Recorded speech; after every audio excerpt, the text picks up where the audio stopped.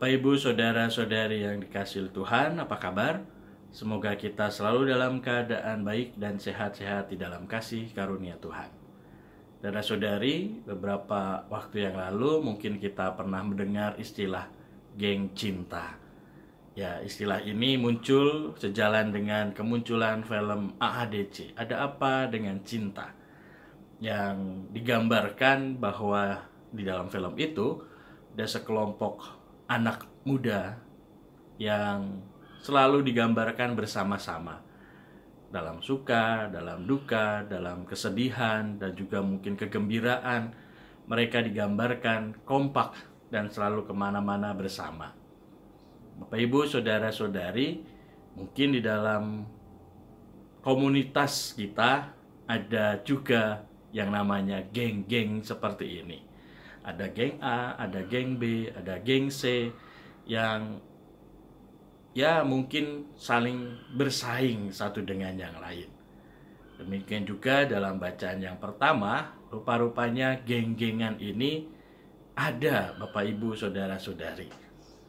Misalnya dalam bacaan yang pertama, Paulus menegur orang-orang di Korintus bahwa mereka terpecah karena ada yang masuk geng Paulus, ada yang masuk geng Apolos, mungkin juga ada yang masuk geng Yohanes mungkin, sehingga mereka saling bersaing, mereka saling mungkin sikut-sikutan, mungkin merasa paling hebat satu dengan yang lain, hingga akhirnya kebersamaan mereka terancam dan nyaris berpecahan. Nah, Paulus menegaskan bahwa tidak ada itu yang namanya geng Paulus, nggak ada itu yang namanya geng Apolos. Yang ada adalah satu persekutuan umat Allah yang diselamatkan oleh penebusan Yesus Kristus di kayu salib. Mungkin Apolos yang menabur, Paulus yang menyiram. Atau mungkin juga Paulus yang menyiram, yang menabur, sedangkan Apolos yang menyiram. Semua punya bagiannya masing-masing. Semuanya punya kelebihannya masing-masing. Tentu juga mungkin punya kekurangannya masing-masing. Tapi Paulus menegaskan bahwa tidaklah kita perlu untuk membesar-besarkan kekurangan.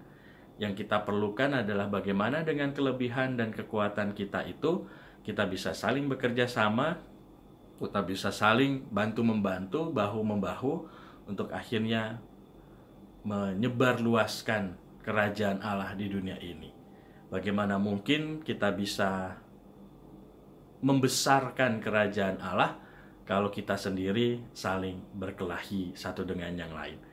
Itu adalah kegembiraan dari iblis. Setan akan bergembira dan bersuka cita kalau kita saling berkelahi satu dengan yang lain. Karena itu Yesus pun juga pernah mengusir setan-setan yang seperti ini, sehingga akhirnya kegembiraan, sukacita, pemulihan terhadap yang sakit memberikan kita kesempatan untuk saling berbagi satu dengan yang lain.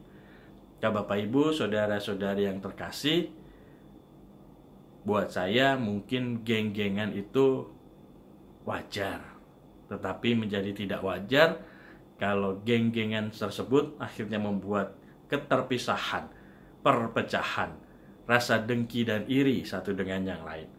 Maka marilah kita bangun persatuan kita, persaudaraan kita, kita berikan yang terbaik untuk orang-orang yang ada di sekitar kita. Bukan untuk saling bermusuhan, tetapi untuk saling menghargai, untuk saling mengasihi, untuk saling melayani satu dengan yang lain. Maka marilah kita mohonkan rahmat dan berkat agar kita mampu untuk menjadi pembawa sukacita dan damai bagi sesama.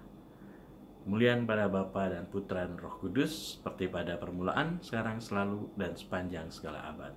Amin.